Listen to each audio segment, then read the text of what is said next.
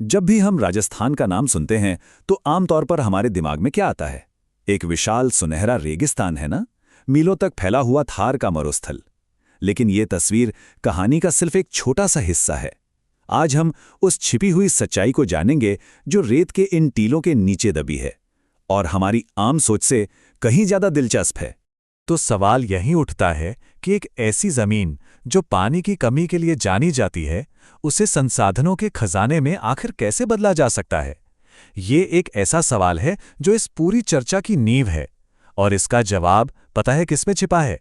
Engineering, लोगों की भागीदारी और कुछ हैरान कर देने वाली खोजों के एक मजेदार से मिक्सचर में। तो चलिए शुरू करते हैं।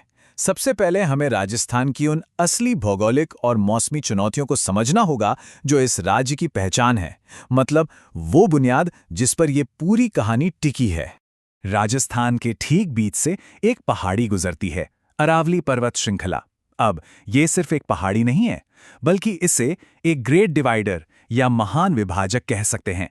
ये श्रृंखला राज्य को मौसम के हिसाब से दो बिल्कुल अलग हिस्सों में बांट देती है, जिससे एक तरफ सूखा रहता है और दूसरी तरफ थोड़ी बहुत नमी बनी रहती है। अब इस टेबल को देखिए, ये उस बंटवारे को आंकड़ों में दिखाती है। पश्चिमी सूखे इलाकों में बारिश 20 सेंटीमीटर से भी कम है, जबकि दूसरी तरफ दक्षिण पूर्वी हिस्से में ये 120 सेंटीमीटर तक पहुंच जाती है। सोचिए कितना बड़ा फर्क है, और यही विशाल अंतर पानी की उस बड़ी चुनौती को जन्म देता है जिसका सामना राजस्थान ने हमेशा से किया है। तो सवाल यह है कि जब कुदरत से पानी कम मिले तो क्या किया जाए? जवाब है, अपनी जीवन रेखा खुद बनाई जाए। अब हम उस जबरदस्त इंसानी कोशिश पर नजर डालेंगे जिसने राज्य की पानी की कमी को दूर करने की कोशिश की है। चुनौती बिल्कुल साफ थी, एक सूखा और कम नमी वाला मौसम। यहाँ खेती और जिंदगी के लिए पानी की एक एक बूंद कीमती थी। तो जाहिर है इस चुनौती का सामना करने के लिए जो समाधान चाहिए था वो भी उतना ही बड़ा और दमदार होना था। और ये रहा नतीजा। बड़ी, मीडियम और छोटी सिंचाई परियोजनाओं के जरिए करीब 25 लाख हेक्टेयर जमीन को खेती के लायक बनाया गया है। ये सिर्फ एक नंबर नहीं है, बल्कि रेगिस्तान में हरियाली लाने की उन अनगिनत कोशिशों का सबूत है। और ये सब मुमकिन हुआ कुछ बहुत बड़ी परियोजनाओं की वजह से। चंबल घाटी प्रोजेक्ट, माही बजाज सागर और बीसलपुर जैसे प्रोजेक्ट्स ने न सिर्फ सिंचाई के लिए पानी दिया, बल्कि लाखों लोगों के लिए पीने के पानी का भी इंतजाम किया। सही मायनों में ये सिर्फ बांध नहीं, बल्कि रेत में खींची गई जीवन रेखाएं हैं। पानी की बात तो हो गई, लेकिन पानी ही अकेला कीमती संसाधन नहीं है। अब हम बात करेंगे राज्य के हरे खजाने, यानी इसके जंगलों को बचाने और उन्हें बढ़ाने की। और ये देखिए, एक बहुत बड़ी कामयाबी, नई टेक्नोलॉजी कमाल कर सकती है। वन विभाग की 2024-25 की रिपोर्ट बताती है कि सैटेलाइट से मिलने वाले अलर्ट सिस्टम और रैपिड रिस्पांस टीम्स की मदद से जंगल की आग की घटनाओं में पिछले साल के मुकाबले 30% की कमी आई है। ये वाकई में एक बड़ी जीत है। और मजे की बात यह है कि ये कामयाबी सिर्फ सरकार की नहीं है, ये एक पार्टनरशिप का नतीजा है। जॉइंट फॉरेस्ट मैनेजमेंट कमेटियों के जरिए गांव के लोगों को ही जंगल की सुरक्षा में सीधे तौर पर शामिल किया गया है। इतना ही नहीं, सेल्फ हेल्प ग्रुप्स को शहद निकालने और औषधीय पौधों जैसे काम सिखाए जा रहे हैं, जिससे जंगल भी बच रहा है और लोगों की कमाई भी हो रही है। अभी तक तो हम जमीन के ऊपर पानी और जंगल बचाने की बात कर रहे थे, लेकिन असली कहानी, असली सरप्राइज तो जमीन के नीचे छिपा था।